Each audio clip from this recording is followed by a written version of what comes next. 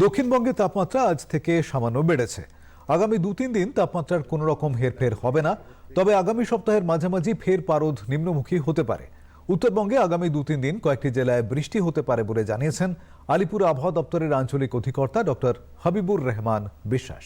আগামী 7 দিনই উত্তরবঙ্গের জেলাগুলোতে বেশিরভাগ জায়গাতেই শুষ্ক আবহাওয়া থাকবে, তবে আগামী 3 দিনের মধ্যে দার্জিলিং, জলপাইগুড়ি, কালিম্পং এবং আলিপুরদুয়ার এই জেলাগুলির মধ্যে হালকা বৃষ্টি এক দু জায়গায় হতে পারে। উত্তরবঙ্গে তাপমাত্রা তেমন তারতম্য আগামী 2 দিনে বা 3 দিনে হওয়ার সম্ভাবনা নেই।